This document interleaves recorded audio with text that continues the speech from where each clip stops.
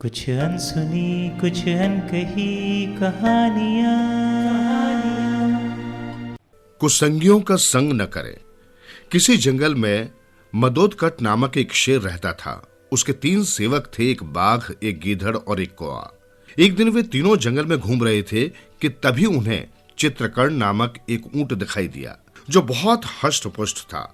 तीनों ने पहले कभी ऊंट नहीं देखा था, इसलिए वो साहस जुटाकर उसके पास पहुंचे और बोले, भाई आप कौन हैं और इस जंगल में कैसे आ गए? ये सुनकर ऊंट बोला, मैं अपने साथियों से बिछड़कर रास्ता भूल गया हूं और भटकता हुआ इस जंगल में आ पहुंचा हूं। वे बोले, हम आपकी यथासंभव सहायता करेंगे, आप हमारे राजा शेर के पास चले। तीनों की बात सुनकर ऊंट ने शेर के पास जाना स्वीकार कर लिया। शेर बोला, परदेसी की मदद करना हमारा सबसे बड़ा कर्तव्य है। तुम यहाँ निश्चिंत अभय होकर निवास करो। कुछ दिनों सब कुछ ठीक ठाक चलता रहा, मगर हर समय एक जैसा नहीं रहता। जंगल में पशुओं का ऐसा अभाव हुआ कि तीनों को शेर के लिए शिकार जुटाना मुश्किल हो गया। वे दूर दूर तक शिकार की खोज में जाते, मगर खाली हाथ लौट आते। इस प्रकार वे तीनों धूर्त और शेर भूख से व्याकुल होने लगा। वे इस समस्या से बचने का उपाय सोचने लगे। वे चाहते थे कि राजा शेर ऊंट को मार डाले ताकि भूखों मरने से बचा जा सके। यही सब सोचकर वे शेर के पास पहुंचे और दुखी अवस्था में बोले, महाराज, आज कोई शिकार नहीं मिला, ऐसा कब तक चलेगा? शेर ने पूछा। बाघ बोला, महाराज, हमने अपनी तरफ से भरपूर कोशिश की, लेकिन कुछ नहीं मिल सका। इस पर कौए ने कहा, महाराज, इस तरह तो हम बेमौत मर जाएंगे। अब तो सिर्फ एक ही उपाय है। शेर की आंखों में चमक कूंधी। वो बोला, क्या उपाय है? महाराज, क्यों न ऊंट को मारकर हम लोग अपनी भूख शांत कर लें। गीदड़ बोला। ये सुनकर शेर नाराज हो गया और बोला, नहीं, उसका वध करना पाप कहलाएगा। महाराज, पाप पुण्य कुछ नहीं होता। धूर्त बाघ बोला, भूख प्यास में सब कुछ जायज है।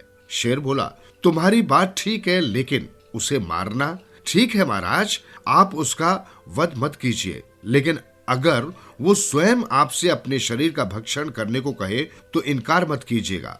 गीदड़ ने कहा, लेकिन ऐसा वो क्यों कहेगा? शेर बोला, ये सब आप हम पर छोड़ दें। कौए ने कहा। इस पर शेर कुछ नहीं बोला। फिर अपनी योजना अनुसार वे तीनों धूर्त ऊंट के पास पहुंचे और इधर उधर की चर्चा करने लगे, लेकिन शीघ्र ही वे वास्तविक बात पर आ गए। कौए ने कहा, आजकल बहुत प्रयास के बावजूद हम अपने राजा शेर के लिए शिकार की व्यवस्था नहीं कर पा रहे। मुझसे उनकी दयनीय दशा नहीं देखी जाती। अतएव अपने राजा को बचाने के लिए मैं उन्हें अपना शरीर अर्पित कर दूंगा। इसी उद्देश्य से मैं उनके पास जा रहा हूँ। ये सुनकर गीदड़ तथा बाघ ने भी अपनी चिंता जताई और बोले, चलो हम भी चलते हैं, तुम्हारे नन्हे शरीर से भला उनका पेट क्या भरेगा। ये कहकर बाघ और गीदड़ भी कौए के साथ चल दिए। ऐसी स्थिति में ऊंट ने सोचा कि अगर मैं इनके साथ नहीं जाऊंगा तो मेरी स्वामी भक्ति पर प्रश्न चिन्ह लग जाएगा। अतः बोला, चलो भाइयों, मैं भी चलता हूँ। ये सुनकर तीनों धूर्त मन ही मन मुस्कुरा उठे। शीघ्र ही वे चारों शेर के पास पहुंच गए और प्रणाम करके चुपचाप बैठ गए। शेर ने मौन भंग करते हुए पूछा, कहो भाई, क्या समाचार है? एक साथ कैसे आना हुआ? इस पर कौए ने कहा, महाराज, शिकार के अभाव में आप कमजोर होते जा रहे हैं। मुझसे आपकी ये दशा देखी नहीं जाती। आप मेरा भक्षण करके अपनी भूख शांत कर लें। ये सुनकर शेर बोला, ये तुम क्या कह रहे हो? इससे अच्छा है कि मैं मर जाऊं। मैं ऐसा कदापि नहीं करूंगा। इस पर गीदड़ कौए को एक ओर हटाते हुए बोला, महाराज, ये कौआ तो आपके एक ग्रास के बराबर भी नहीं है। इससे भला आपका क्या पेट भर पाएगा? इसलिए आप मुझे खाकर अपने अमूल्य प्राण बचा लीजिए।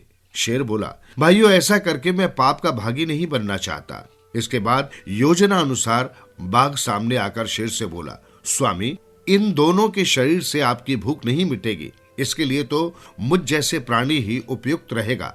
अतः आप विलंब न करके मुझे खाकर अपना पेट भर लीजिए। शेर ने प्रशंसा की दृष्टि से बाघ को देखते हुए कहा, नहीं भाई, मैं ये नीच कार्य कभी नहीं करूंगा।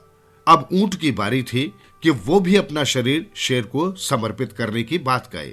वो देख चुका था कि कौए, गीदड़ और बाघ ने बारी बारी से स्वयं को प्रस्तुत किया, लेकिन शेर ने इनकार कर दिया। इसलिए जब वो भी स्वयं को प्रस्तुत करेगा तो शेर उसको नहीं खाएगा। यही सब सोचकर ऊंट बोला, महाराज, मेरे शरीर के आगे मेरे मित्रों के शरीर कुछ भी नहीं है। इनसे अच्छा है कि आप मेरा मांस खाकर अपनी भूख शांत कर ले। इस पर शेर ने खिन्नता का अभिनय किया और भूख की ज्वाला का रोना रोते हुए ऊंट का वध कर दिया। फिर सबने उसका मांस खाकर अपनी भूख मिटाई।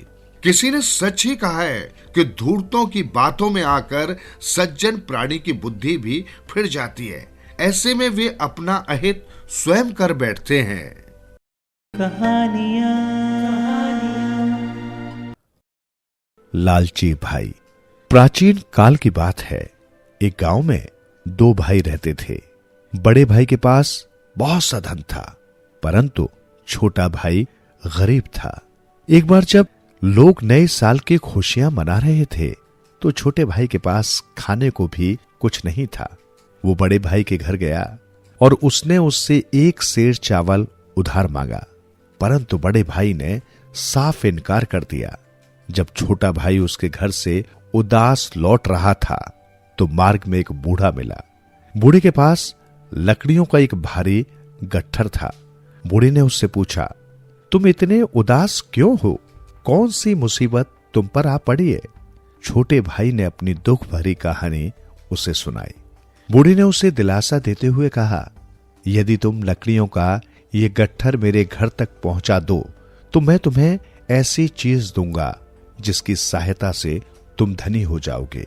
छोटे भाई ने फौरन लकड़ियों का गट्ठर उठाकर अपने सिर पर रख लिया और फिर उसके पीछे पीछे चल पड़ा।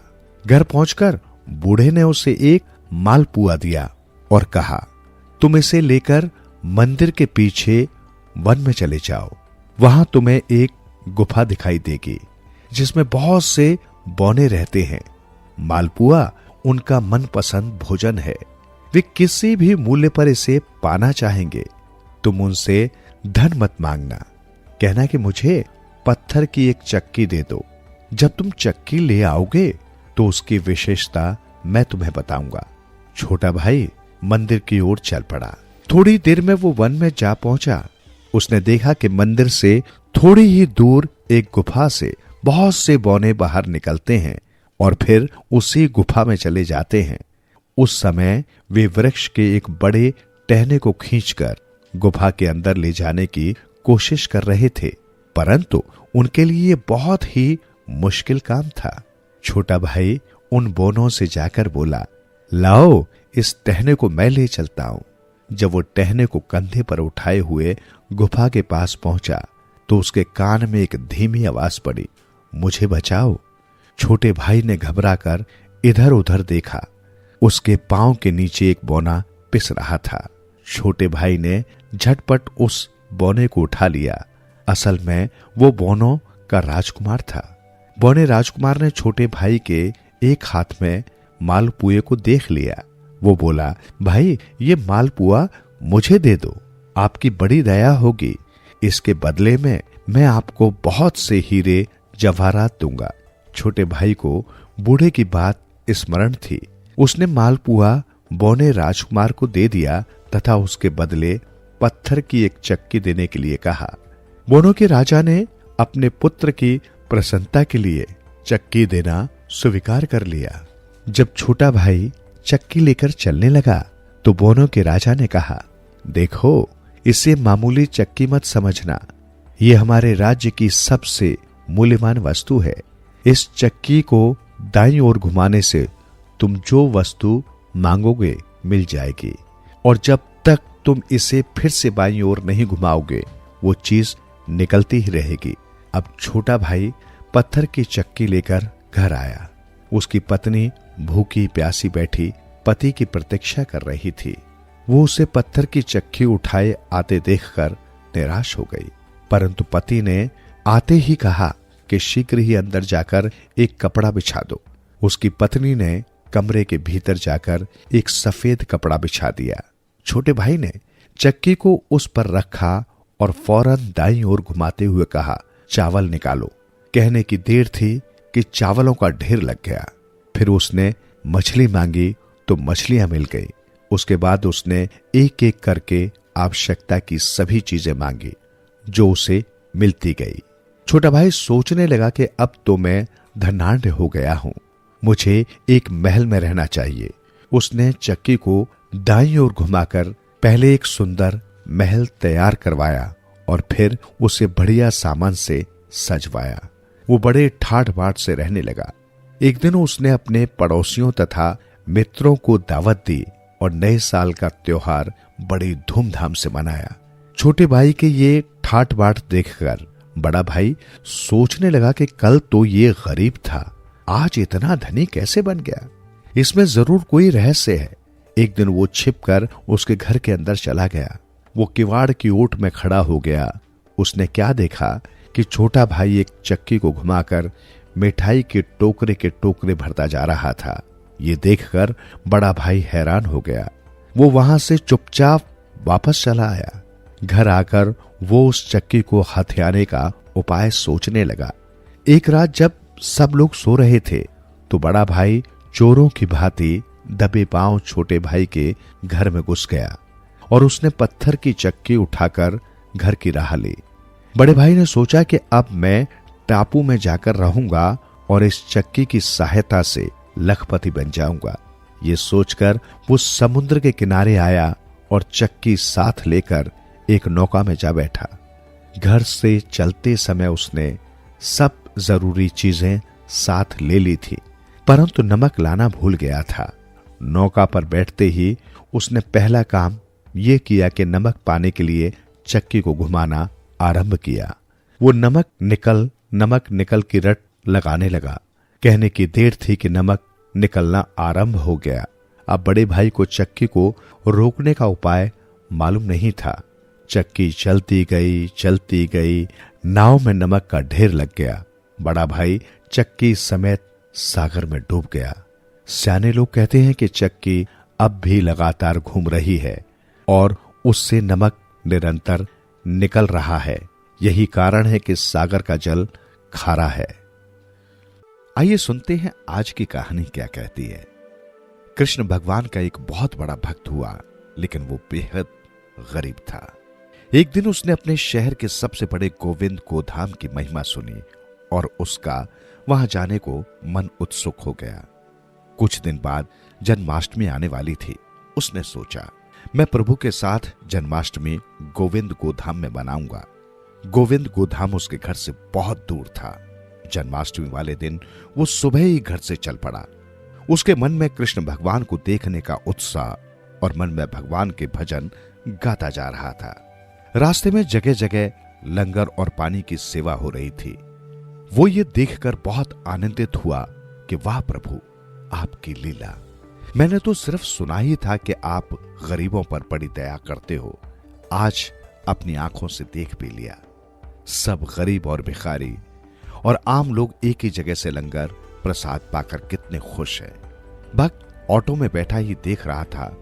उसने सबके देने पर भी कुछ नहीं लिया और सोचा पहले प्रभु के दर्शन करूंगा फिर कुछ खाऊंगा, क्योंकि आज तो वहां गरीबों के लिए बहुत प्रसाद का इंतजाम किया गया होगा। रास्ते में उसने भगवान के लिए थोड़े से अमरूद का प्रसाद लिया और बड़े आनंद में भगवान के दर्शन के लिए चल पड़ा। भक्त इतनी कड़ी धूप में भगवान के घर पहुंच गया और मंदिर की इतनी प्यारी सजावट देखकर भाव विभोर हो गया। भक्त ने फिर मंदिर के अंदर जाने का किसी से रास्ता पूछा। किसी ने उसे रास्ता बता दिया और कहा, ये जो लाइन लगी हुई है आप भी उस लाइन में लग जाओ। वो भक्त भी लाइन में लग गया। वहां बहुत ही भीड़ थी, पर एक और लाइन उसके साथ ही थी, पर वो एकदम खाली थी। भक्त को बड़ी हैरानी हुई कि यहां इतनी भीड़ और यहां तो बारी ही नहीं आ रही और वो लाइन से लोग जल्दी जल्दी दर्शन करने जा रहे हैं। उस भक्त से रहा ना गया। उसने अपने साथ वाले भक्त से पूछा कि भैया, यहां इतनी भीड़ और वो लाइन इतनी खाली क्यों है और वहां सब जल्दी जल्दी दर्शन के लिए कैसे जा रहे हैं? वो तो हमारे से काफी बाद में आए हैं। उस दूसरे भक्त ने कहा कि भाई ये वीआईपी लाइन है जिसमें शहर के अमीर लोग हैं। भक्त की ये बात सुनते ही आंखें खुली की खुली रह गई। उसने मन में सोचा, भगवान के दर पे क्या अमीर क्या गरीब, यहां तो सब समान होते हैं। कितनी देर भूखे प्यासे रहकर उस भक्त की बारी दरबार में आ ही गई और भगवान को वो दूर से देख रहा था और उनकी छवि को देखकर बहुत आनंदित हो रहा था। वो देख रहा था कि भगवान को तो सब लोग यहां 56 भोग चढ़ा रहे हैं और वो अपने थोड़े से अमरूद सबसे छुपा रहा था। जब दर्शन की बारी आई तो सेवादारों ने उसे ठीक से दर्शन भी नहीं करने दिए। जल्दी चलो कहने लगे।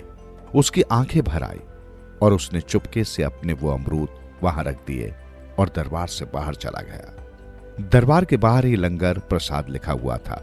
भक्त को बहुत भूख लगी थी। सोचा अब प्रसाद ग्रहण कर लूं। जैसे ही वो लंगर हॉल के गेट पर पहुंचा तो 2 दरबान खड़े थे। वहां उन्होंने उस भक्त को रोका और कहा, पहले वीआईपी पास दिखाओ, फिर अंदर जा सकोगे। भक्त ने कहा, यह वीआईपी पास क्या होता है? मेरे पास तो नहीं है। उस दरबान ने कहा कि यहां जो अमीर लोग दान करते हैं उनको पास मिलता है और लंगर सिर्फ वो ही यहां खा सकते हैं। भक्त की आंखों में इतने आंसू आ गए और वो फूट फूट कर रोने लगा और भगवान से नाराज हो गया और अपने घर वापस जाने लगा। रास्ते में वो भगवान से मन में बातें करता रहा और उसने कहा, प्रभु आप भी अमीरों की तरफ हो गए, आप भी बदल गए। प्रभु मुझे आपसे तो ये आशा न थी। और सोचते सोचते सारे रास्ते रोता रहा। भक्त घर पर पहुंचकर रोता रोता सो गया। भक्त को भगवान ने नींद में दर्शन दिए और भक्त से कहा, तुम नाराज मत हो मेरे प्यारे भक्त। भगवान ने कहा, अमीर लोग तो सिर्फ मेरी मूर्ति के दर्शन करते हैं, अपने साक्षात दर्शन तो मैं तुम जैसे भक्तों को देता हूं और मुझे 56 भोग से कुछ भी लेना देना नहीं है। मैं तो भक्त के भाव खाता हूं और उनके आंसू पी लेता हूं और ये देख मैं तेरे भाव से चढ़ाए हुए अमरूद खा रहा हूं। भक्त का सारा संदेह दूर हुआ और वो भगवान के साक्षात दर्शन पाकर गदगद हो गया और उसका गोविंद गोधाम जाना सफल हुआ और भगवान को खुद उसके घर चलकर आना पड़ा।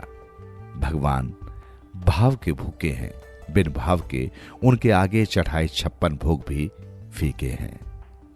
कहानियां लालची कुएं का दंड। सेठ रामलाल राज्य के मशहूर सेठ थे। उनके घर में खान पान की कोई कमी नहीं थी। हर रोज उनके यहाँ मेहमान आते, अच्छे अच्छे पकवान बनाकर उन्हें खिलाए जाते। सेठ रामलाल जी की रसोई में ही एक कबूतर घोंसला बनाकर रहता था।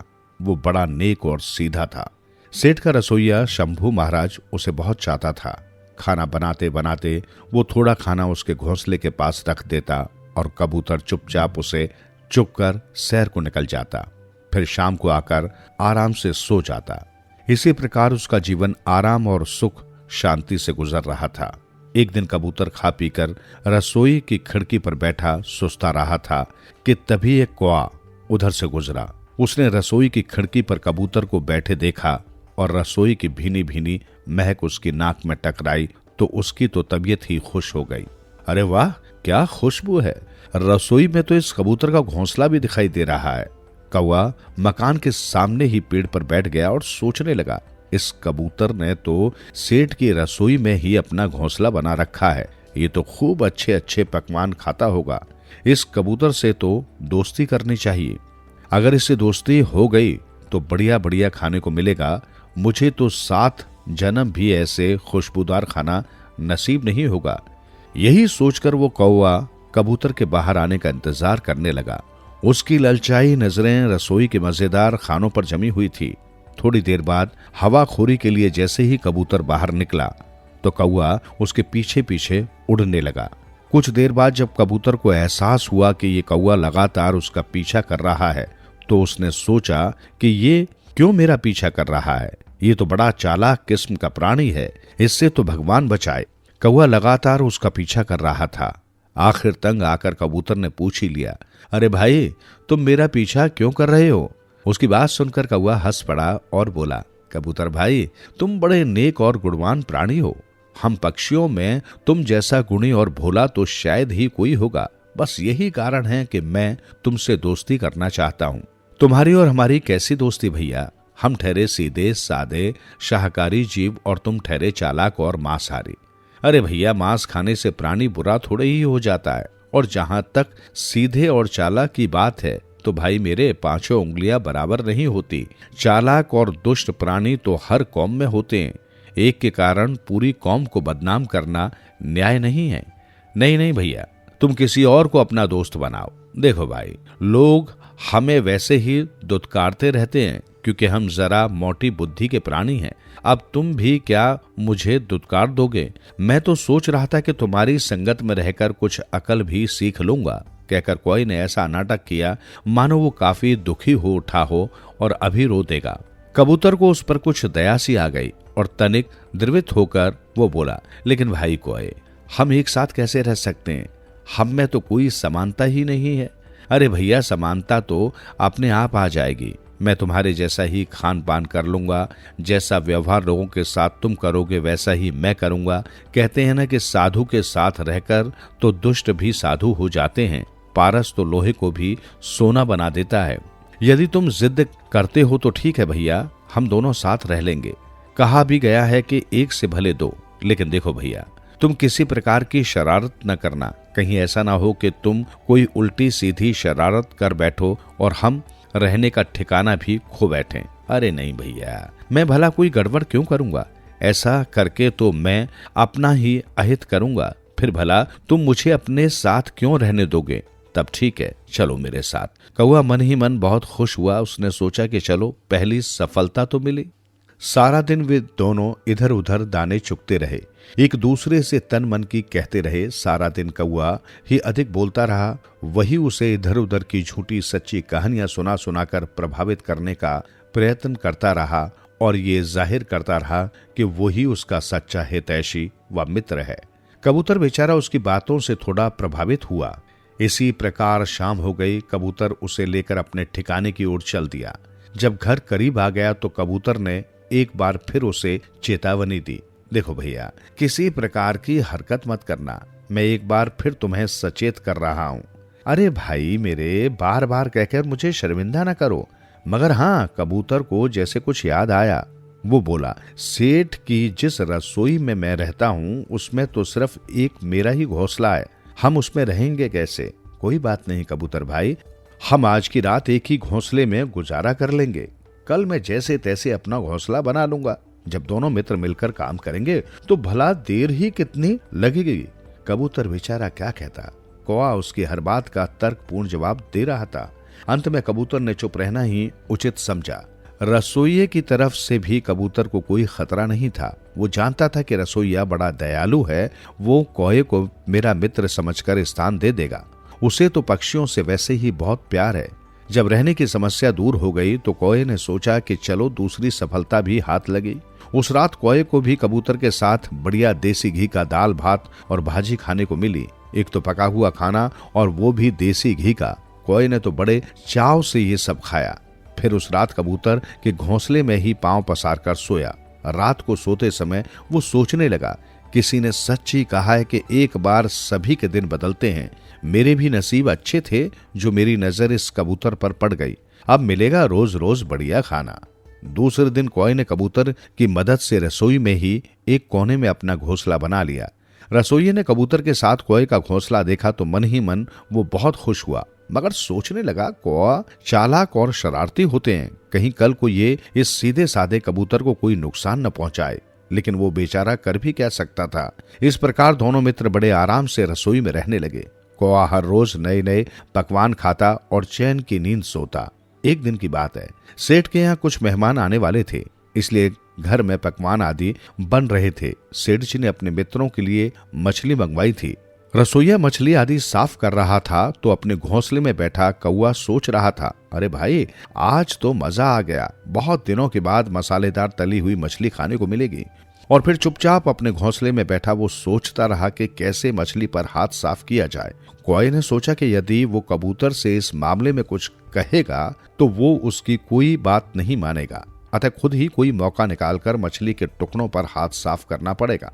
इसी प्रकार सवेरा हो गया। हर रोज की तरह कबूतर ने उससे कहा, चल भाई कौए, खाने की तलाश में चला जाए। नहीं भाई कबूतर, आज मेरी तबीयत कुछ ठीक नहीं है। कल से मेरा पेट कुछ खराब है। कौआ अपने आप को काफी चालाक समझ रहा था। मगर कबूतर भी कुछ कम समझदार नहीं था। वो समझ गया कि आज रसोई में मछली आई है, उसे देखकर ही उसकी नीयत खराब हो रही है। अतः वो बोला, देखो भाई कौए, रसोई में कोई हरकत मत करना, किसी भी चीज को न छूना वरना गड़बड़ हो जाएगी। मेरी बात मानो और मेरे साथ चलो। अरे नहीं भाई, मैं सच कह रहा हूँ, तुम ये मत समझो कि मछली को देखकर मेरा मन खराब हो रहा है और मैं बहानेबाजी कर रहा हूँ। मैं सच कह रहा हूँ कि मेरे पेट में कुछ गड़बड़ है। ठीक है, तब मैं ही चला जाता हूँ, लेकिन जाते जाते फिर एक बार आगाह कर रहा हूँ कि यहाँ कोई गड़बड़ न करना। कहा ना भैया, कोई गड़बड़ नहीं होगी, मेरा विश्वास करो मित्र। कौए ने बार बार उसे भरोसा दिलाया तो कबूतर को भी उसकी बात का विश्वास हो गया कि ये कोई गड़बड़ नहीं करेगा, और वो बेचारा चल दिया अपने खाने की तलाश में। चलो, ये अडंगा भी दूर हुआ। इसे क्या मालूम मछली का स्वाद क्या होता है। अब खाओ पियो और मौज उड़ाओ। थोड़ी देर बाद रसोइया रसोई में आया और मछली काट पीट कर साफ करने लगा। मछली काटकर उसने तली, फिर दूसरी सब्जियां काटकर साफ की। इस सारे काम में वो काफी थक गया था, अतः कुछ देर सुस्ताने के लिए बाहर जाकर बैठ गया। शुक्र है यहां से टला तो सही, यहीं बैठा रहता तो मेरा काम कैसे बनता। पहले ही उस कबूतर को मुश्किल से भेजा है। और फिर कौवे ने चुपके से टोकरी में से एक मछली का टुकड़ा उठाया और अपने घोंसले में जाकर खाने लगा। कई टुकड़े उसने चुपचाप चुरा चुरा कर खा लिए। हालांकि उसका पेट भर गया था, फिर भी और खाने का लोभ उसे होता रहा, जो कि दुखदाई होता है।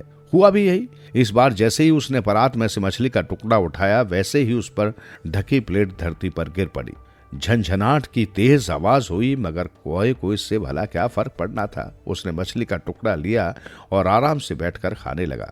रसोइया तेजी से अंदर आया कि कहीं कोई बिल्ली रसोई में न घुस आई हो, मगर जैसे ही उसकी नजर मछली खाते कौए पर पड़ी, उसके क्रोध का ठिकाना न रहा। क्रोध से लाल पीला होकर वो कौए पर झपटा। ओ पापी नीच, मेरी भलाई का तूने ये बदला दिया कि चोरी से मछली खाया।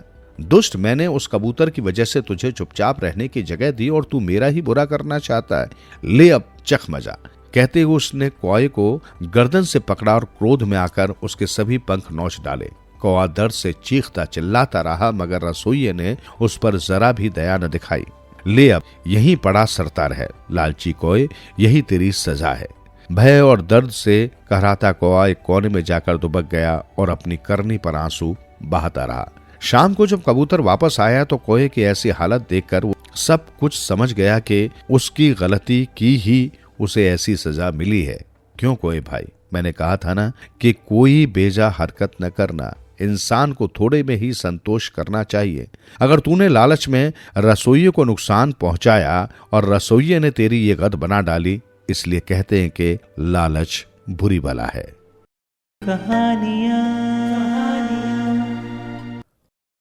लोभ का अंत मौत। हिमालय के घने वन में सेल्वा नाम का एक हाथी रहता था। उसका शरीर चांदी की तरह चमकीला और सफेद था। उसकी आंखें हीरे की तरह चमकदार थीं। उसकी सूंड सुहागा लगे सोने के समान कांतिमय थी। उसके चारों पैर तो मानो लाख के बने हुए थे। वो 80,000 गजों का राजा भी था। वन में विचरण करते हुए एक दिन सिलावा ने एक व्यक्ति को विलाप करते हुए देखा। उसकी भंगिमाओं से ये स्पष्ट था कि वो इस निर्जन वन में अपना मार्ग भूल बैठा था। सिल्वा को उस व्यक्ति की दशा पर दया आई। वो उसकी सहायता के लिए आगे बढ़ा, मगर व्यक्ति ने समझा कि हाथी उसे मारने आ रहा था, अतः वो दौड़कर भागने लगा। उसके भय को दूर करने के उद्देश्य से सिल्वा बड़ी शालीनता से अपने स्थान पर खड़ा हो गया, जिससे भागता आदमी भी थम गया।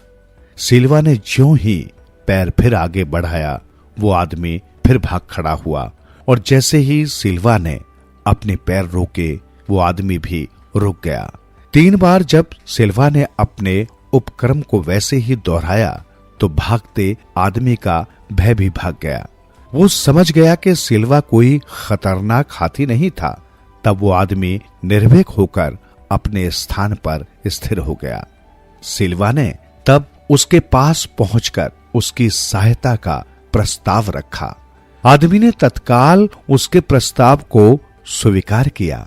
सिल्वा ने उसे तब अपनी सूंड से उठाकर पीठ पर बिठा लिया और अपने निवास स्थान पर ले जाकर नाना प्रकार के फलों से उसकी आव भगत की। अंततः जब उस आदमी की भूख प्यास का निवारण हो गया तो सिल्वा ने उसे पुनः अपनी पीठ पर बिठाकर उस निर्जन वन के बाहर उसकी बस्ती के करीब लाकर छोड़ दिया। वो आदमी लोभी और कृतघ्न था। तत्काल ही वो एक शहर के बाजार में एक बड़े व्यापारी से हाथी दांत का सौदा कराया। कुछ ही दिनों में वो आरी आदि औजार और रास्ते के लिए समुचित भोजन का प्रबंध कर सिल्वा के निवास स्थान की ओर चल दिया। जब वो व्यक्ति सिल्वा के सामने पहुंचा तो सिल्वा ने उससे उसके पुनर्आगमन का उद्देश्य पूछा। उस व्यक्ति ने तब अपनी निर्धनता दूर करने के लिए उसके दांतों की याचना की। उन दिनों सिल्वा दानशील होने की साधना कर रहा था, अतः उसने उस आदमी की याचना को सहर्ष स्वीकार कर लिया तथा उसकी सहायता के लिए घुटनों पर बैठ गया ताकि वो उसके दांत काट सके। उस व्यक्ति ने शहर लौटकर सिल्वा के दांतों को बेचा और उनकी भरपूर कीमत भी पाई, मगर प्राप्त धन से उसकी तृष्णा और भी बलवती हो गई। वो महीने भर में फिर सिल्वा के पास पहुंचकर उसके शेष दांतों की याचना कर बैठा। सिल्वा ने उसे पुनः अनुग्रहित किया। कुछ ही दिनों के बाद वो लोभी फिर से सिल्वा के पास पहुंचा और उसके शेष दांतों को भी निकालकर ले जाने की इच्छा जताई।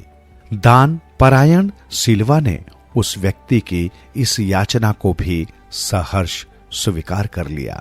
फिर क्या था, क्षण भर में वो आदमी सिल्वा के मसूड़ों को काट छेद कर उसके सारे दांत समूल निकालकर अपने गंतव्य को तत्काल प्रस्थान कर गया।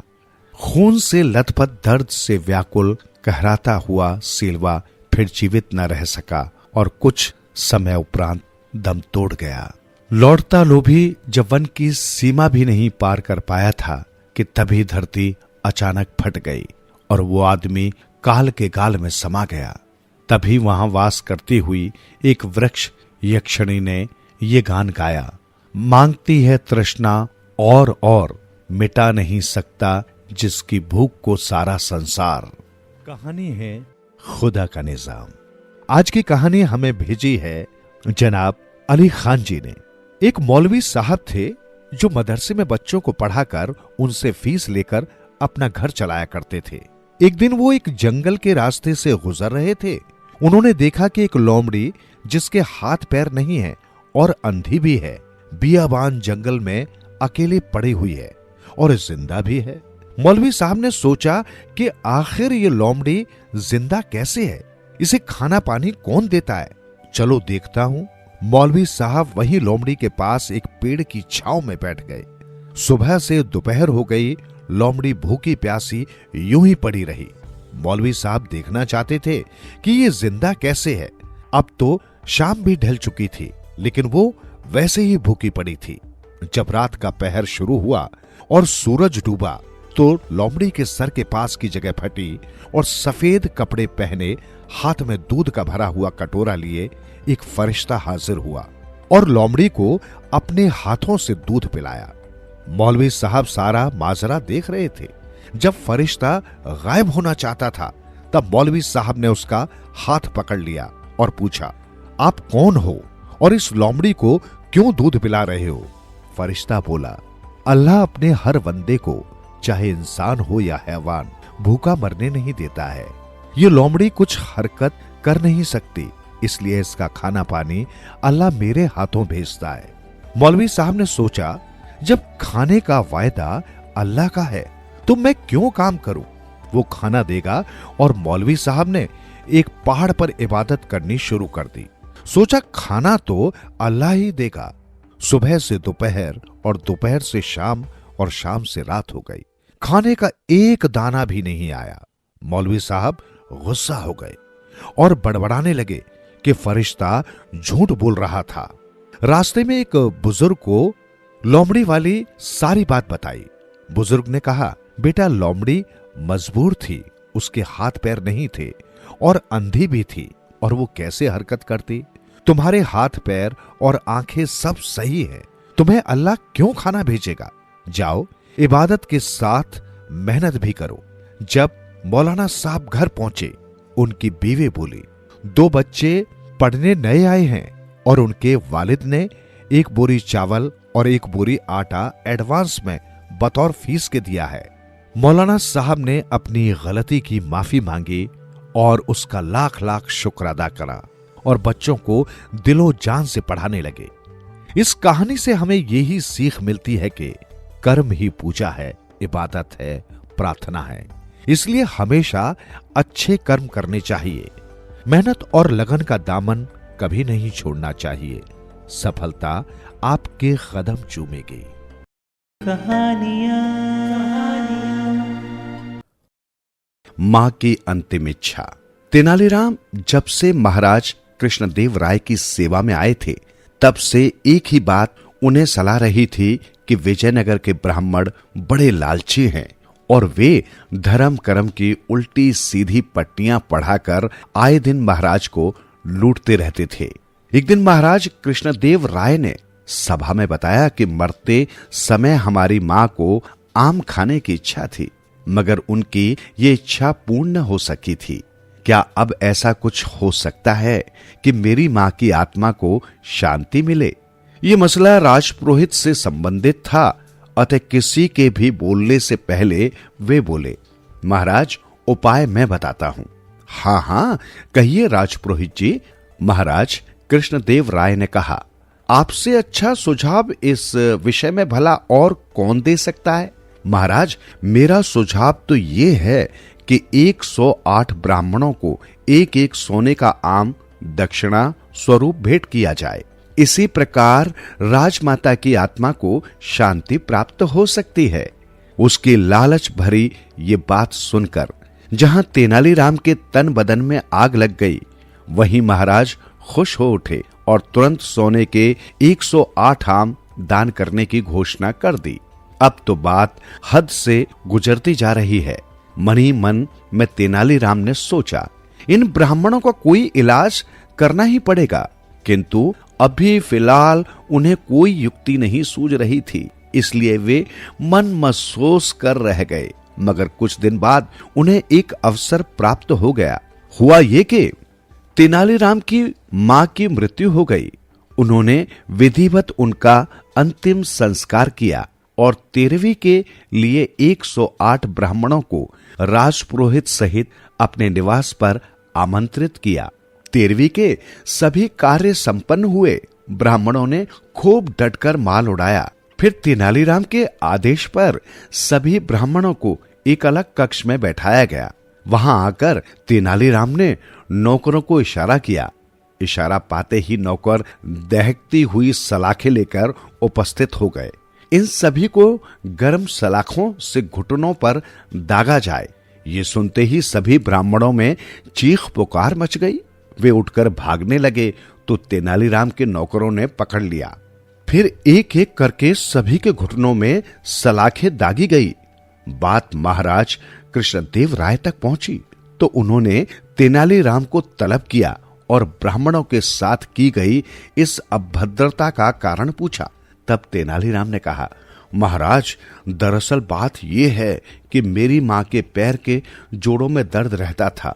उन्हें एक वैद्य ने बताया था कि उनके घुटने लोहे की गर्म सलाखों से दागे जाएं तो उनका रोग जाता रहेगा, वरना 7 जन्म भी पीछा न छोड़ेगा। अब उनकी ये इच्छा पूर्ण होने से पहले ही उनकी मृत्यु हो गई। तब मैंने ये रास्ता अपनाया। जब ब्राह्मणों को सोने के आम दान देने से राजमाता की अंतिम इच्छा पूर्ण हो सकती है, तो क्या इस प्रकार मेरी मां का रोग दूर नहीं हो सकता? तेनालीराम की बात सुनकर सब कुछ समझकर महाराज हंस पड़े, जबकि राजपुरोहित सहित सभी ब्राह्मणों के सिर शर्म से झुक गए। पुरस्कार का सच्चा अधिकारी।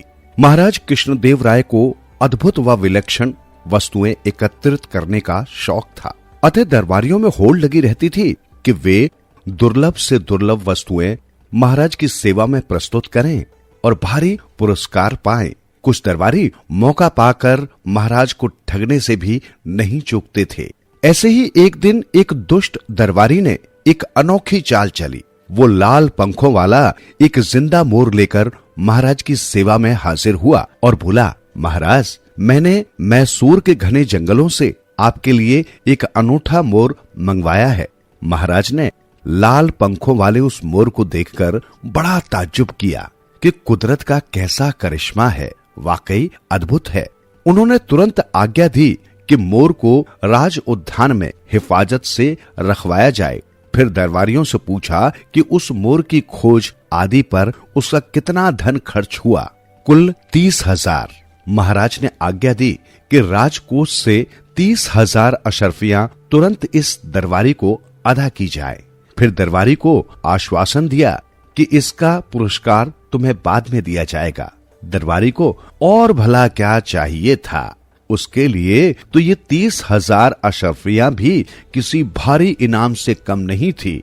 इन्हें पाने के लिए उसने केवल 100 अशर्फियां और थोड़ी सी अकल खर्च की थी। तेनालीराम ने भी उस मोर को देखा था, मगर उसे ये बात हजम नहीं हो रही थी कि मोर कुदरती लाल पंखों वाला कैसे हो सकता है। उसने दरबारी की तरफ देखा। दरबारी कुटिल भाव से उसकी ओर देखकर मुस्कुरा रहा था। तेनालीराम को समझते देर नहीं लगी कि इसमें अवश्य ही कोई चाल है। बस दूसरे ही दिन तेनालीराम ने उस रंग विशेषज्ञ को खोज निकाला जिसने मात्र 100 रुपए में उस मोर के पंख रंगे थे। वो चित्रकार राजधानी की सीमा पर स्थित एक गांव में रहता था और मस्त मौला किस्म का व्यक्ति था। तेनालीराम ने 4 मोर मंगवाकर उन्हें पहले वाले मोर की भांति रंगवाया और 4 दिन बाद ही उन्हें लेकर दरबार में हाजिर हो गया। महाराज, हमारे दरबारी मित्र ने 30,000 अशर्फियां खर्च करके लाल पंखों वाला सिर्फ एक मोर ही मंगवाया, मगर मैं मात्र 400 अशर्फियों में 4 वैसे ही मोर आपकी सेवा में हाजिर कर रहा हूं। राजा ने हैरानी से पहले उन मोरों को देखा, फिर प्रश्नवाचक दृष्टि से तेनालीराम और उसके साथ आए व्यक्ति को देखने लगे। उस दरबारी की जिसने 30,000 अशर्फियों में वो मोर राजा को भेंट दिया था, तेनालीराम के साथ आए व्यक्ति को देखकर सिट्टी पुट्टी गुम हो गई। यदि अवसर मिलता तो वो वहां से निकल ही भागता, मगर भागकर जाता भी कहां। तेनालीराम के साथ आया व्यक्ति वही चित्रकार था जिसे 100 अशर्फियां देकर उसने मोर के पंख रंगवाए थे। राजा ने मोर उद्यान में भिजवा दिए। फिर तेनालीराम से पूछा, तेनाली, ये माजरा क्या है? महाराज, यदि आप इन मोरों की छटा से प्रसन्न होकर किसी को कोई पुरस्कार देना चाहते हैं तो इस चित्रकार को दे, ये इनाम का सच्चा अधिकारी। कहकर तेनालीराम ने उन्हें पूरी बात बता दी। अपने आपको ठगे जाने की बात सुनकर महाराज आग बबूला हो उठे। उन्होंने तुरंत उस दरबारी को 2 माह के लिए उसके पद से निलंबित कर दिया तथा 30,000 अशर्फियों के साथ बतौर जुर्माना 10,000 अशर्फियां और राजकोष में जमा कराने का आदेश दिया। फिर चित्रकार को बहुत सा इनाम देकर विदा किया और तेनालीराम को भी सम्मानित किया।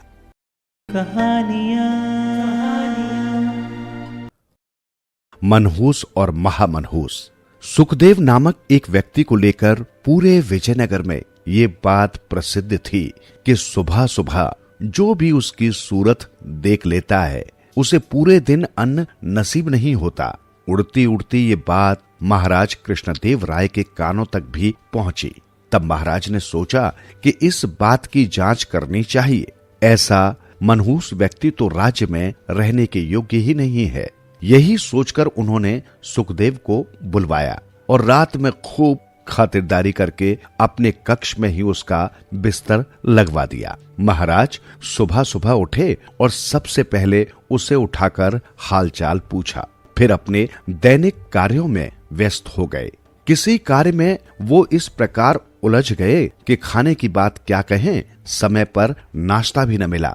खैर दोपहर हो गई और महाराज के सामने खाना परोस दिया गया, मगर तभी अंतपुर रानीवास में कोई ऐसी घटना घटी कि महाराज को उठकर जाना पड़ गया। गर्ज ये कि शाम तक इसी प्रकार की घटनाएं घटती रहीं और महाराज को खाना नसीब नहीं हुआ। अब वे इस निर्णय पर पहुंचे कि ये व्यक्ति सचमुच मनहूस है और इसका जिंदा रहना ठीक नहीं। अतः उसी समय उन्होंने सिपाहियों को बुलवाया और हुक्म जारी कर दिया कि कल शाम इस व्यक्ति को सरेआम फांसी दे दी जाए। सिपाहियों ने फौरन सुखदेव को गिरफ्तार करके कारागार में डाल दिया। सुबह होते होते ये खबर चारों ओर फैल गई कि आज शाम को मनहूस सुखदेव को महाराज के हुक्म से फांसी पर लटकाया जाएगा। ये बात तेनालीराम के कानों में भी पड़ी और पलक झपकते ही वो सारा माजरा समझ गए। वे फौरन निर्दोष सुखदेव के पास पहुंचे। सुखदेव ने रो रोकर उन्हें सारा किस्सा सुनाया कि किस प्रकार महाराज ने उसे एक रात का अतिथि बनाकर फांसी का हुक्म सुना दिया है। तेनालीराम जी, अब आप ही बताइए कि मेरा क्या कसूर है? मनहूस या भाग्यवान तो ईश्वर बनाता है, इसमें कोई प्राणी कर ही क्या सकता है? कृपा करके आप मेरी मदद करें, अन्यथा मेरे बच्चे अनाथ हो जाएंगे। चिंता मत करो सुखदेव, और जैसा मैं कहता हूं वैसा ही करना, तेनालीराम ने कहा। फिर धीरे धीरे उसे कुछ समझाने लगे। समझ गए? जी हाँ, जैसा आप कहते हैं वैसा ही करूंगा। तेनालीराम वहां से चले गए। शाम को सैनिक आए और उससे पूछा, सुखदेव, महाराज का आदेश है कि यदि तुम्हारी कोई अंतिम इच्छा हो तो कहो। दरोगा जी, निर्भीक होकर सुखदेव बोला, मैं सारी प्रजा के सामने ये बात कहना चाहता हूं कि मैं मनहूस हूं और जो सुबह सुबह मेरी शक्ल देख लेता है उसे भोजन नसीब नहीं होता। मगर महाराज मुझसे भी बड़े मनहूस हैं, जो मैंने उनकी शक्ल देखी थी और शाम को मुझे फांसी पर चढ़ना पड़ रहा है। क्या बकता है? दरोगा आंखें निकालकर गुर्राया। जानता है क्या कह रहा है? महाराज ने सुन लिया तो क्या फांसी से भी बड़ी कोई सजा है जो वे मुझे दे सकते हैं? सुखदेव व्यंग से मुस्कुराया। जाओ दरोगा जी, जाकर महाराज को बता दो कि ये मेरी अंतिम इच्छा है। सिपाही दौड़े दौड़े महाराज कृष्णदेव राय के पास पहुंचे और उन्हें सुखदेव की अंतिम इच्छा बताई। सुनते ही महाराज सन्नाटे में आ गए और बोले, हम उसकी फांसी की सजा रद्द करते हैं, उसे फौरन हमारे पास लाओ। सिपाही उसे लेकर आए तो महाराज ने उसे सम्मान सहित अपने पास बैठाया। फिर बड़े ही प्यार से पूछा, सच सच बताना सुखदेव, ये बात तुम्हें कैसे सूझी? मुझ मूर्ख को ऐसी बातें कहां सूझ सकती हैं महाराज? मृत्युदंड पाकर तो मैं वैसे ही अपनी सूझबूझ खो बैठा था। ये तो भला हो तेनालीराम जी का, जिन्होंने मुझे ये युक्ति सुझाई। ओ, महाराज को झटका सा लगा। फिर वे बोले, तेनालीराम धन्य है जिसने एक निर्दोष को फांसी से बचा लिया। फिर महाराज ने सुखदेव को बहुत सा इनाम दिया। सबसे बड़ा उपहार। एक बार एक पड़ोसी राजा ने विजयनगर पर आक्रमण कर दिया। महाराज कृष्णदेव राय और दरबारियों की सूझबूझ से कृष्णदेव राय ने वो युद्ध जीत लिया और विजय उत्सव की घोषणा की।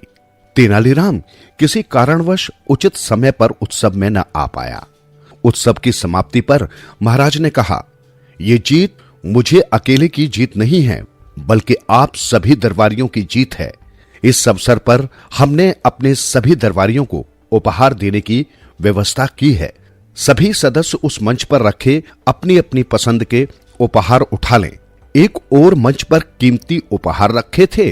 प्रधानमंत्री सहित सभी दरबारी उस ओर झपट पड़े और एक दूसरे को धकेल कर कीमती से कीमती उपहार उठाने लगे। जितने दरबारी थे उतने ही उपहार थे। पलक झपकते ही मंच उपहारों से खाली हो गया और वहां केवल एक तस्तरी पड़ी रह गई। तभी तेनालीराम भी वहां आ पहुंचे तो सभी दरबारी उनकी ओर देखकर व्यंग से मुस्कुराने लगे कि अब आए हैं जब दुनिया लुट गई।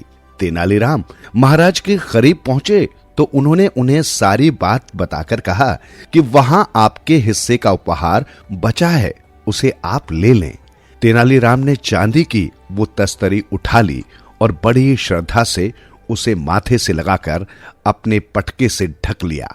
सभी दरबारी खुश थे कि तेनालीराम को मात्र चांदी की एक तस्तरी ही मिली, जबकि उनके पास बहुमूल्य उपहार थे।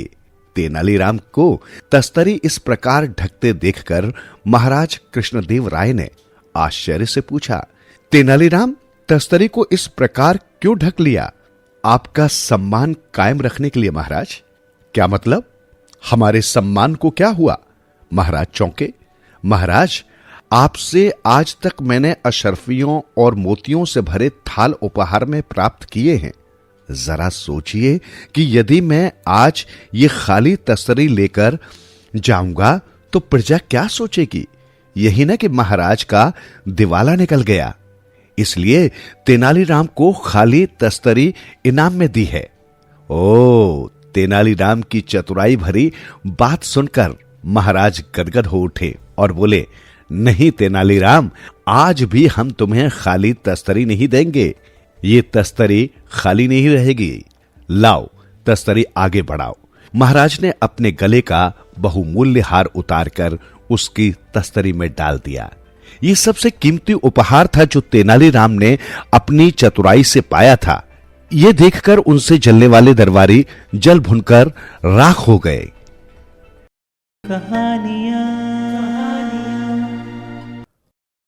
पड़वल और भंवरा। एक गांव में एक पंडिताइन रहती थी। उसके 3 बेटे और 1 बेटी थी। बेटी को उसने उस साल ही पड़ोस के गांव में ब्याह दिया था। तो होता क्या है कि पंडिताइन के गांव में लगने वाला मेला नजदीक आ गया था। मेला नजदीक आ गया तो रस्म के अनुसार शादी के पहले साल जमाई और नई ब्याही बेटी को मेले के लिए खास तौर पर बुलाना होता है। पंडिताइन भी अपने जमाई और बेटी को बुलाने का सोचती है, लेकिन उन्हें बुलाने जाएगा कौन? अगर वो गई तो घर में तैयारी कौन करेगा? पंडित तो जीवित है नहीं, उनका स्वर्गवास हुए 4 साल हो गए थे। तो पंडिताइन तीनों बेटों से कहती हैं, बेटो, तुम तीनों मिलकर दीदी के ससुराल जाओ और उसे तथा अपने जीजा को मेले के लिए ले आओ। तो बेटों ने कहा, ठीक है माँ, हम जाते हैं दीदी के गांव। बेटे जाने के लिए तैयार हो गए तो पंडिताइन ने उनके लिए जल्दी जल्दी प्यास लड्डू और भूख लड्डू बनवाए। बेटी के लिए अलग से लड्डू बनाए। सुबह तीनों बेटे जल्दी जाग गए और दीदी के गांव में जाने के लिए निकले। तो पंडिताइन ने लड्डुओं की थैली तीनों में से बड़े के हाथ दी और कहा, देखो, इसमें प्यास लड्डू हैं। जब तुम तीनों को प्यास लगेगी तो ये प्यास लड्डू खाना, जब भूख लगेगी तो भूख लड्डू खाना, और जो दूसरे लड्डू हैं वे अपनी दीदी को देना। अब सीधे चले जाओ दीदी के ससुराल। शाम होने तक तुम लोग उसके घर पहुंचोगे। तो तीनों बेटे माँ की दी हुई लड्डुओं की थैलियां लेकर दीदी के ससुराल जाने के लिए निकल पड़े। दीदी के ससुराल जाने के लिए कोई वाहन तो नहीं था, ऊपर से घने जंगल का रास्ता। तीनों बेटों ने क्या किया, वे दौड़कर चलने लगे। बीच में रास्ते पर प्यास लगने से उन्होंने माँ के दिए प्यास लड्डू खाए, भूख लगने पर भूख लड्डू खाए और शाम के बदले दोपहर को ही दीदी के गांव पहुंच गए। वहां पहुंचने पर उन्होंने माँ द्वारा दीदी के लिए दिए लड्डुओं की थैली उसके हाथ में दी और कहा, दीदी, माँ ने तुम्हें और जीजाजी को मेले के लिए न्योता दिया है।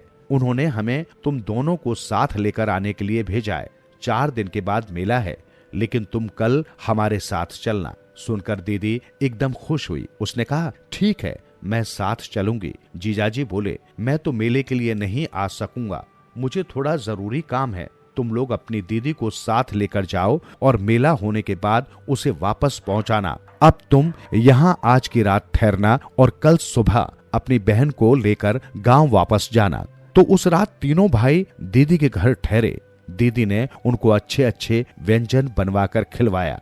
उनको सोने के लिए रुई के मुलायम बिछौने दिए। उनकी सब फरमाइशें पूरी कर दी। सुबह जल्दी उठकर दीदी तीनों भाइयों के साथ मायके जाने के लिए निकली। तो दीदी ने अपने साथ भाइयों को रास्ते में खाने के लिए कुछ चीजें बनवा ली थी। दीदी और तीनों भाई थोड़ा सा रास्ता चले तो बड़े दोनों भाइयों ने कहा, दीदी, हमें भूख लगी है, कुछ खाने को दे दो। दीदी ने मिठाई का डब्बा खोला और उसमें से थोड़ा सा उनके हाथ पर रख दिया। छोटे को देने गई तो उसने कहा, मुझे नहीं चाहिए, मुझे भूख नहीं लगी है। भाई बहन और थोड़ा आगे चले तो फिर दोनों भाइयों ने कहा, दीदी, भूख लगी है, तब दीदी ने उन्हें और थोड़ा खाना दिया। ऐसा करते करते दोनों ने खाने की सब चीजें खत्म कर दी। तो थोड़ा रास्ता और चलने के बाद फिर दोनों भाई चिल्लाए, दीदी भूख लगी है, खाना दे दो। अब दीदी को बहुत गुस्सा आया, रास्ता तो अभी बहुत बाकी है और इन दोनों ने खाने की सब चीजें खत्म कर दी हैं। उसके ऊपर ये दोनों फिर से खाना मांगते हैं। दीदी ने गुस्से में कहा, जो खाना मैं साथ लेकर आई थी वो तो सब खत्म हो गया, अब तुम लोग क्या करो कि मुझे ही खा जाओ। दोनों भाइयों ने समय नहीं गवाया। जंगल में रास्ते के नजदीक ही शंकर भगवान का एक मंदिर था, उसके पास में एक तालाब था। उन्होंने दीदी को पकड़कर उस तालाब के पास मार दिया। उसका गोश्त खाकर उसकी हड्डियां वहीं तालाब के किनारे छोड़ दी।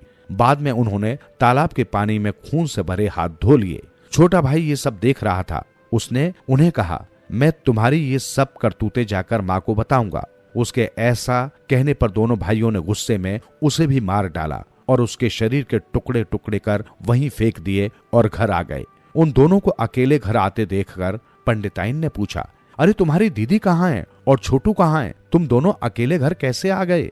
अरे माँ, जीजाजी बोले कि वे दीदी को मेले के दिन स्वयं ही लेकर आ जाएंगे। उन्होंने छोटू को भी वहीं रोक लिया, वो भी उनके साथ घर आ जाएगा। पंडिताइन ने उनकी बात सच मान ली। मेले का दिन आ गया। पंडिताइन ने अच्छे पकवान बनवाए और बेटा और जमाई के आने की राह देखने लगे। दोपहर हो गई, शाम हो गई, रात हो गई, वे नहीं आए। अब मेला भी खत्म हो गया, फिर भी वे नहीं आए। जमाई को कुछ जरूरी काम आ गया होगा, इसलिए मेले में पहुंच नहीं सके। शायद दूसरे दिन आ जाएंगे, ऐसा सोचकर उसने अपने मन को तसल्ली दी। लेकिन दूसरा दिन भी गया, तीसरा दिन भी गया, करते करते एक सप्ताह हो गया। अब पंडिताइन बड़ी चिंता में पड़ गई। उधर दीदी का पति यानी जीजा भी चिंतित हो गया। साले ने तो वचन दिया था कि मेला खत्म होने पर दूसरे ही दिन बहन को वापस यहाँ पहुँचाएंगे। क्या हो गया है, इतने दिन क्यों नहीं आए वे? जीजा एकदम चिंतित हो गया और उसने निश्चय किया कि वो जाकर देखेगा कि हुआ क्या है।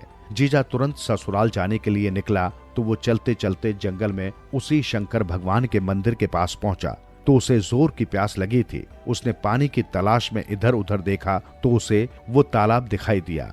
वो तालाब के पास गया, किनारे से नीचे उतरकर उसने अपनी अंजलि में पानी लिया और वो पीने के लिए मुंह के करीब ले गया। इतने में एक अनहोनी हो गई। उस तालाब के नजदीक एक पेड़ पर बैठा एक पंछी बोलने लगा, छी छी, अपनी पत्नी का खून भरा पानी पीता है। छी छी, अपनी पत्नी का खून भरा पानी पीता है।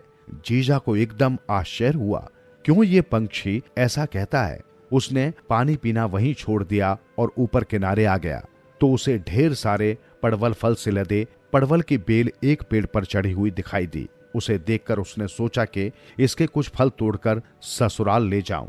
वो उस बेल के नजदीक गया और फल तोड़ने लगा तो वो बेल गाने लगी, पड़वल के इर्द गिर्द फिरने वाले भंवरे, मेरी पड़वल कौन तोड़ रहा है, कौन तोड़ रहा है। उस बेल के इर्द गिर्द एक भंवरा परिक्रमा कर रहा था। वो गूंगू करके अब गाने लगा, तेरा तो है पति, मेरा तो है जीजा, वो ही तोड़ रहा है पड़वल, ले रहा है पड़वल। उस पर बेल गाने लगी, तोड़ते हैं तो धीरे धीरे तोड़ो जी, बंधे हुए डोर कष्ट दे रहे हैं, छुरियों के घाव दर्द कर रहे हैं। ये सब सुनने के बाद जीजा एकदम हैरान हो गया। कुछ तो गड़बड़ जरूर है, इसमें कुछ तो रहस्य छुपा हुआ है, वो ढूंढना पड़ेगा। वो सीधा उठकर ससुराल गया। जब वो ससुराल पहुंचा तो उसे देखकर पंडिताइन हैरान रह गई।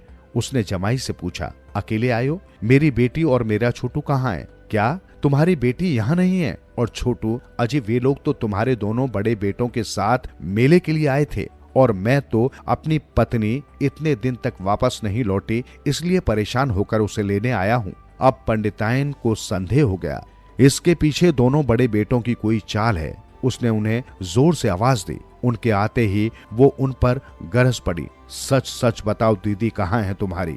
छोटू कहाँ है? क्या किया तुम दोनों ने उनका?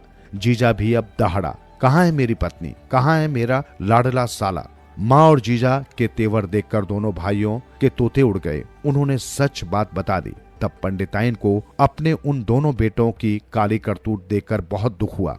वो अपनी बेटी और छोटे बेटे के लिए शोक करने लगी। जीजा ने क्या किया कि दोनों सालों को पकड़कर राजा के सिपाहियों के हवाले किया और कहा, इन्हें कड़ी से कड़ी सजा दो, इतना कहकर वो फिर उसी जगह आ गया और उसने मंदिर में जाकर शंकर भगवान की आराधना की। शंकर भगवान ने प्रसन्न होकर उसकी पत्नी और साले को पुनर्जीवित करने का वरदान दिया। उस वरदान से वे दोनों जीवित हो गए।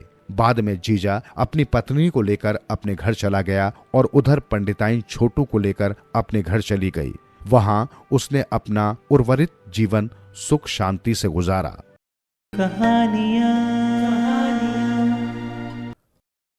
परियों का देश। राजू इस दीन दुनिया में बिल्कुल अकेला था। माता पिता बचपन में गुजर चुके थे, भाई बहन कोई था नहीं। वो बच्चों के साथ खेलकर मन बहलाता रहता था। किसी के भी घर जाकर खाना खा लिया करता, कहीं भी सो जाता।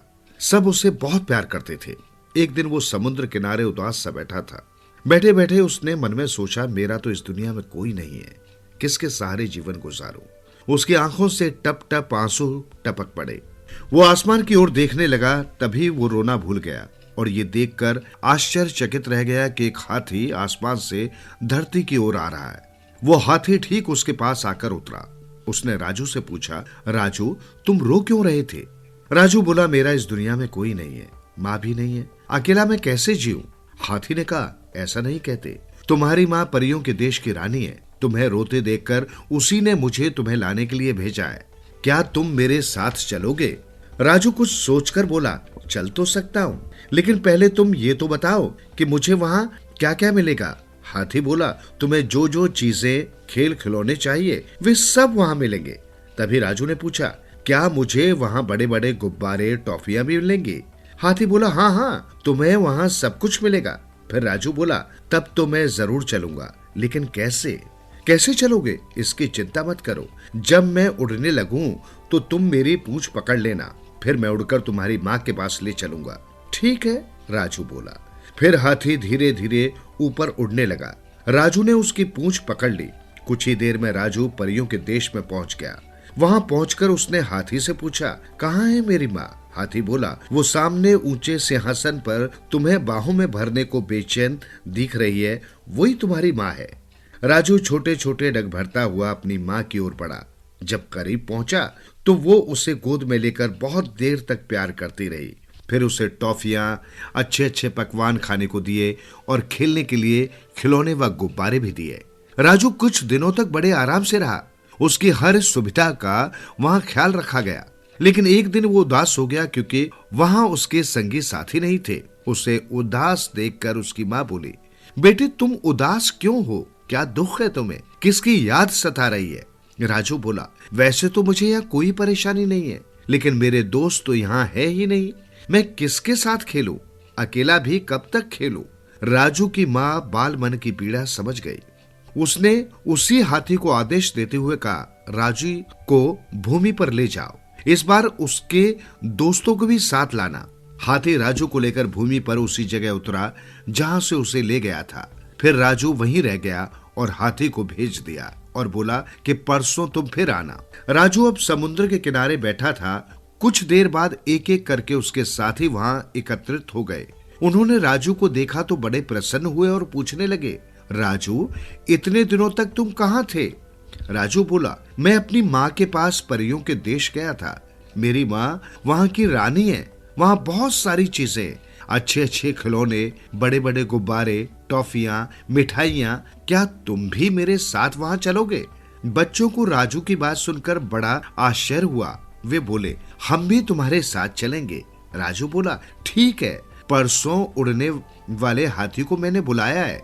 जब वो आएगा तब हम सब उसकी पूंछ पकड़कर परियों के देश जाएंगे। बहुत मजा आएगा वहां। निश्चित समय पर उड़ने वाला हाथी आया। राजू वह सब बच्चे तैयार थे। राजू ने हाथी की पूंछ पकड़ी, दूसरे बच्चे ने राजू की टांग। इस तरह एक दूसरे की टांग पकड़कर सभी बच्चे हाथी की पूंछ से लटक गए। वे आपस में बातें करते जा रहे थे। सबसे नीचे लटके बच्चे ने पूछा, राजू वहां कितने बड़े गुब्बारे मिलते हैं? राजू ने कहा, वहां चलकर ही देख लेना। लेकिन वो बार बार पूछने लगा तो राजू ये भूल गया कि उसने हाथी की पूंछ पकड़ रखी है। उसने जैसे ही अपना हाथ फैलाया तो पूंछ हाथ से छूट गई और सब बच्चे जमीन पर आ गिरे।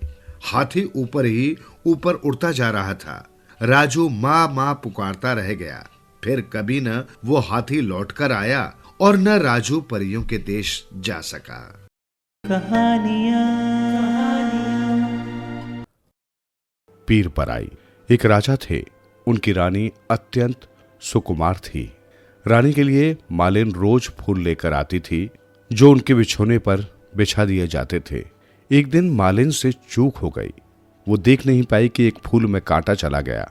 रानी फूल की शैया पर लेटी तो कांटा चुभ गया। रानी राजा से बोली, राजा, कल इस मालिन को 100 कौड़े मरवाइए और 100 रुपए जुर्माना कर दीजिए। राजा ने पूछा, उससे क्या गलती हो गई रानी? रानी ने उत्तर दिया, इसने कांटा नहीं देखा, फूलों में कांटा आ गया था जो मुझे चुभ गया। उस कोठरी में एक दीप जल रहा था। रानी की बात सुनते ही जोर से हंसने की आवाज आई। राजा चकित हुआ, ये कौन हंस रहा है? ये कौन है? मेरे एकांत कक्ष में उत्तर मिला, मैं लक्ष्मी हूं। मैं भूत, वर्तमान और भविष्य सब देखती रहती हूं। मैं आपके दीपक में हूं, घर की सारी वस्तुओं में हूं। मैं हर क्षण गृह स्वामी और गृह स्वामिनी के आचरण को देखती रहती हूं। मैं ही समृद्धि देती हूं और दंड भी। किसी के साथ किया हुआ अन्याय स्वयं को भी भोगना पड़ता है। तुम पूछते हो कि मैं क्यों हंसी, तो सुनो। मैं हंस रही हूं इसलिए कि तुम्हारी जो रानी आज एक कांटा चुभ जाने से मालिन को 100 कौड़े लगवाकर 100 रुपए का जुर्माना कर रही है, वही हरे बांस के फट्टे से मारी जाएगी और आप ही इन्हें छुड़ाएंगे। सुनकर राजा सिहर उठे, सोचने लगे, ओह, मैं ये दृश्य कैसे देख पाऊंगा? अतः ऐसा उपाय करूं कि मुझे ये सब न देखना पड़े। राजा ने लकड़ी का एक बड़ा संदूक बनवाया, उसमें ऊपर से जाली बनवा दी। उसी संदूक में रानी को लिटाकर गंगा माता में संदूक तैरा दिया। अब गंगा माता उसकी रक्षा करे। संदूक बहता बहता उस तट पर जा लगा जहां रानी की ननद के पति स्नान कर रहे थे। उन्होंने समझा कि इसमें कुछ माल खजाना होगा। संदूक को बांस से खिंचवा लिया। घर जाकर जब संदूक खोला तो देखा उसमें एक परम सुंदरी स्त्री लेटी है। अपनी पत्नी को बुलाया और कहा, देखो, इस संदूक में ये स्त्री निकली है, अब इसे अपनी दासी के रूप में रख लो। रानी अपनी ननद रानी की दासी बनकर रहने लगी। अपने बीते दिनों को, राजा के प्रेम को याद करके वो बेहाल हो जाती थी, पर फिर काम में लगने की कोशिश करती। उस घड़ी को मन ही मन कोसती जब मालिन को दंड देने के लिए उसने कहा था। उसी अहंकार का दंड वो भोग रही है। एक दिन वो रानी अपनी ननद को नहला रही थी। ननद ने अपना नौलखा हार निकालकर दासी को दिया कि इसे संभाल कर रख दो। उसने वही पत्तल पर रख दिया और ननद रानी को नहलाने लगी। इतने में एक चील आई और वो चमकता नौलखा हार लेकर उड़ गई। कोई उसे देख नहीं सका। ननद स्नान करके उठी तो बोली, लाओ हार पहन लो। रानी ने हार ढूंढा तो वो नदारद। उसने ननद से बताया, हे रानी जी, यही पत्तल पर तो मैंने रखा था, पता नहीं कहाँ गायब हो गया। ननद रानी क्रोध से आग बबूल हो उठी, तुमने मेरा हार चुरा लिया। वो बार बार सफाई दे रही थी पर उसकी बात पर विश्वास नहीं किया गया। ननद ने उसे सिर के बाल मुड़वाकर कपड़े उतरवा दिए, मुख पर कालिक पोत दी। रानी विवश थी, वो क्या कर सकती थी? बार बार यही कहती कि मैंने हार यहीं इसी पत्तल पर रख दिया था, पता नहीं क्या हुआ। ननद ने खाना पीना छोड़ दिया और अपने पति से बोली कि हरे बांस के फट्टे चिरवाकर उससे इसे मारिए, तब ये हार की चोरी कबूल करेगी और हार देगी। फट्टे चीरकर लाए गए। दूसरी ओर उस रानी के पति अपनी पत्नी को गंगा में तैराकर बहुत उदास रहा करते थे। एक दिन उन्होंने सोचा कि बहुत दिन हुए बहन से भेंट नहीं हुई, चले शायद थोड़ा मन बदल जाए, ये उदासी कुछ कम हो जाए। वे उसी क्षण वहां पहुंचे जब उनके बहनोई हरे बांस के पट्टे से एक स्त्री की नंगी पीठ पर मार रहे थे। स्त्री की पीठ से खून निकलने लगा था पर वो मारते जा रहे थे। राजा से ये दृश्य देखा नहीं गया। वे दौड़कर गए, बहनोई का हाथ पकड़ लिया और बोले, बस करो, जाने दो बेचारी अबला को। वो छोड़ दी गई। रात में भोजन करने के बाद राजा लेटे तो ननद रानी ने अपनी दासी से कहा, जाकर मेरे भाई का सिर दबा दो। रानी चुपचाप सिर दबाने लगी पर उसके आंसू उमड़ पड़े। वो चुपचाप रोती रही। उसके आंसू की बूंदे राजा के वक्ष स्थल पर गिरी। राजा ने उसे समझाया, रो मत, कुछ दिन में तुम्हारे घाव ठीक हो जाएंगे। अब वो रोते हुए बोल उठी, मैं शरीर के घाव के दर्द से नहीं, मन के घाव के दर्द से रो रही हूं। एक दिन था कि मैं भी रानी थी, मेरे लिए फूलों की सेज बिछती थी। एक दिन फूल में कांटा आ गया। मैंने अहंकारवश मालिन को दंड देने की बात अपने पति से कही। इतना सुनते ही राजा उठ बैठे और उसका हाथ पकड़कर ध्यान से उसकी ओर देखने लगे तो वो कोई और नहीं, उनकी प्राण प्यारी रानी ही थी। राजा ने रानी को हृदय से लगाकर उनके घाव सहलाते हुए कहा, जो भाग्य में लिखा था वो दंड पूरा हो गया, चलो अपने घर चलो। वो रानी को लेकर अपने राजमहल में लौट आए और सुख से रहने लगे। रानी का अहंकार गल चुका था। वो अब पहले वाली रानी नहीं थी। दास दासियों के प्रति उनका व्यवहार अब संतान की तरह था। दासता का दुख वो झेल चुकी थी। ये कहानी जीवन की सच्चाई है। हम अपने सुख में दूसरों का दुख भूल जाते हैं, भूले ही नहीं जाते, दुख का कारण भी बन जाते हैं। पर ईश्वर के यहाँ न्याय होता है और अपने अहंकार एवं अन्याय का दुख किसी न किसी रूप में झेलना ही पड़ता है। पर जिस दिन अहंकार जल जाता है, पराई पीर समझने वाला मन मिल जाता है, उसी दिन से सच्चे सुख और शांति के दिन आते हैं।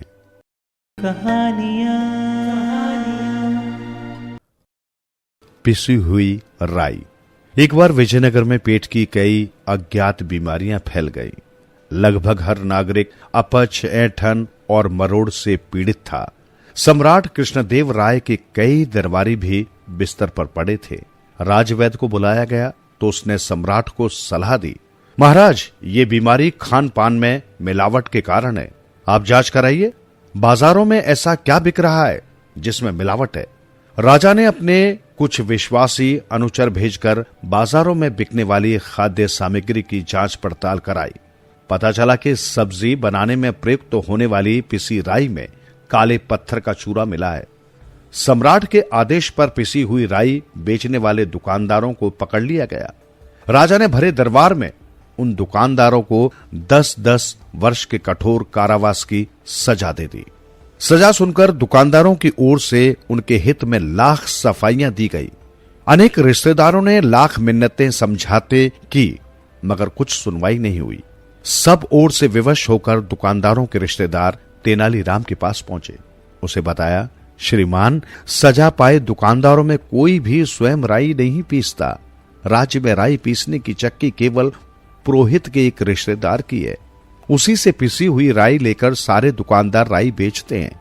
उनके पास उसकी जांच करने के साधन भी नहीं है, फिर वही दंड के भागीदारी क्यों?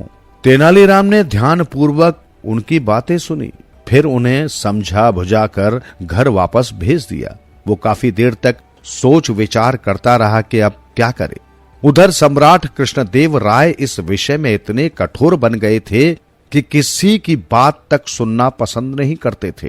काफी देर सोचने के बाद अचानक वो अपनी जगह से उठे और तुंगभद्रा के किनारे बसे बस्ती में जा पहुंचे। वहां जाकर वो हर झोंपड़ी में घुसकर वहां रखे पानी भरे मटके तोड़ने लगे। ये देखकर सारी बस्ती में कोहराम मच गया। लोग चिल्लाने लगे, तेनालीराम पागल हो गया है, तेनालीराम पागल हो गया है। कुछ मछुआरे भागे भागे राजधानी पहुंचे। उन्होंने राजा कृष्णदेव राय को खबर दी तो राजा ये सब सुनकर भौचक्के के रह गए। उन्हें इस बात पर विश्वास नहीं हुआ। वो तुरंत अपने साथ अंगरक्षकों को लेकर मछुआरों की बस्ती पहुंचे। तेनालीराम अभी तक पागल सा मटके तोड़ रहा था। गरीब मछुआरे उसे सम्राट का खास दरबारी जानकर कुछ नहीं कह रहे थे, बस वे विवश से खड़े टुकुर टुकुर देख भर रहे थे। सम्राट कृष्णदेव राय तेनालीराम की यह हरकत देखकर तुरंत घोड़े से उतर पड़े और तेनालीराम को पुकारा, रुक जाओ तेनालीराम, ये क्या कर रहे हो? मटके तोड़ रहा हूं महाराज। तेनालीराम बोला, आप देख रहे हैं ना, हर मटके में गंदा पानी भरा है, इसे ये लोग पिएंगे तो बीमार नहीं पड़ेंगे क्या?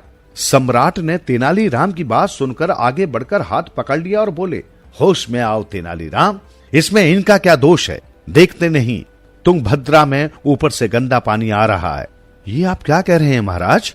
सहसा तेनालीराम गंभीर होकर बोला, हाँ, सम्राट बोले, ये तो नदी का दोष है जिससे ये पानी लेते हैं, इसमें इनका और मटकों का क्या दोष है?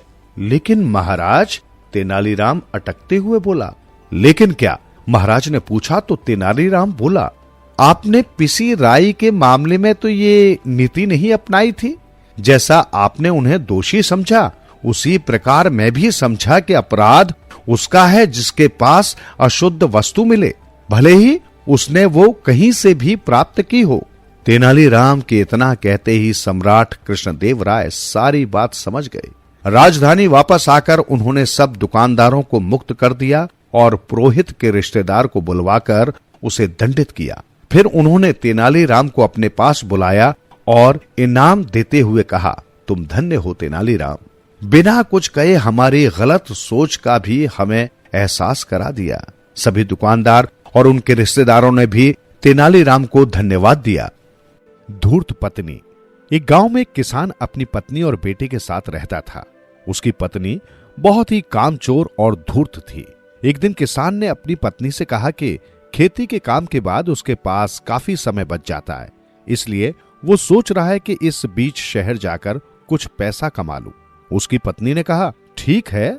धान की फसल तैयार होने पर किसान ने अच्छे किस्म के धान को एक अलग कोठिला, अनाज रखने के लिए मिट्टी से बनाया गया बड़ा गोल पात्र जैसा स्थान में रख दिया और एक गट्ठर कपास खरीदकर अपनी पत्नी से कहा कि तुम धीरे धीरे धान को कूट डालना और चरखे से इस कपास का सूत काट लेना, मैं शहर जाकर उनको बेच आऊंगा। उसने कहा कि ठीक है, जब तक तुम शहर से वापस नहीं आओगे मैं सारा धान कूट और कपास का सूत काट डालूंगी। किसान के जाने के बाद उसकी पत्नी दिन भर इधर उधर घूमती और अच्छे वाले धान को कूटकर उसके चावल को पकाकर खा जाती और भूसे को दूसरे कोठिला में रखने के बाद लंबी तान कर सो जाती। कपास भी वैसे का वैसा ही पड़ा रहा। कुछ दिन बाद किसान शहर से लौट आया और उसने धान और कपास के बारे में पूछने पर उसकी पत्नी ने जवाब दिया कि मैंने सारा धान कूटकर चावल निकाल लिया और कपास का सूत काट लिया है। किसान ने कहा, ठीक है, मैं कल बाजार जाकर उसे बेच आऊंगा। और रात में खाना खाकर वो खेत की रखवाली करने के लिए चला गया। किसान की पत्नी ने अपना झूठ छिपाने के लिए नाटक रचा। उसने अपनी सहेली से लाल रंग की साड़ी और उसके भैंस का बच्चा मांगा और अपने पूरे शरीर पर कालिक लगाकर लाल रंग की साड़ी पहनकर एक हाथ में खप्पर, दूसरे हाथ में दराती लेकर पाड़े के ऊपर बैठकर जहां उसका पति सो रहा था पहुंच गई और जोर से हुंकार कर बोली, कौन मूर्ख मेरे रास्ते में सो रहा है? उसकी आवाज सुनकर किसान जग गया और उसको देखकर हाथ जोड़कर कहने लगा कि माता, आप कौन हैं? पड्डे पर बैठी उसकी पत्नी बोली, हम ता होई चंडिका, चंडाल बाटी पंडिका, तोहे खाओ तोरे पुतहु को खाओ। मैं चंडी हूँ और भैंस के पड़े पर चढ़ी हुई हूँ, मैं तुमको और तुम्हारे बेटे को खाऊंगी। ये सुनकर किसान थर थर कांपने लगा और कहने लगा कि माता, हमसे कौन सी गलती हो गई है जिससे आप हम पर नाराज हो रही हैं? मैं 3 लोक के भ्रमण के लिए जा रही हूँ और मूर्ख तू मेरे रास्ते में सो रहा है। उस स्त्री ने आवाज बदलकर कहा, माता, गलती हो गई, क्षमा करें। किसान ने डरते हुए कहा। वो उसे डराती रही और वो माफी मांगता रहा। अंत में उसने कहा कि मैं तुम्हें केवल इस शर्त पर क्षमा कर सकती हूँ कि तुम दोनों रात भर यहीं बैठकर जपते रहो कि सूत से कपास होए, कोठिला का धान भूसा होए, नहीं तो मैं अभी तुम्हें और तुम्हारे बेटे दोनों को मृत्यु दंड देती हूँ। माता, आप हमें क्षमा करें, हम दोनों रात भर सूत से कपास होए, कोठिला का धान भूसा होए जपते रहेंगे। किसान ने हाथ जोड़कर कहा। किसान की पत्नी खेत से वापस आकर नहा धोकर सो गई। सवेरा होते ही किसान घर पहुंचकर अपनी पत्नी से रात की घटना सुनाने लगा। वो अनजान बनी हैरानी के साथ सब सुनती रही। जब किसान ने अपने सूत से कपास वाली बात कही तो वो घबराने का नाटक करते हुए कहने लगी, तुमने ऐसा कहा तो नहीं? अरे कहा, तभी तो जाकर जान बची है, किसान ने कहा। इतना सुनते ही वो कोठिला को खोलकर देखने लगी। कोठिला में भुस भरा हुआ था और कोने में कपास का गट्ठर रखा हुआ था। ये देखकर वो औरत दहाड़ मारकर रोने लगी। अरे तुमने ये क्या कर दिया? मैं दिन रात भूखी प्यासी रहकर धान कूटती और सूत काटती रही और तुमने मेरी महीनों की मेहनत को पल भर में बर्बाद कर दिया। पत्नी को रोता देखकर किसान उसे समझाने और चुप कराने की कोशिश करने लग गया। कहते हैं कुछ महिलाएं झूठ बोलने और नाटक करने में पारंगत होती हैं। ये कहानी कुछ ये ही कहती है। सुनते रहो दिल से यूं ही कहानियां। कहानियां आपकी, हमारी और सबकी, जो दिलों को छू लेती है।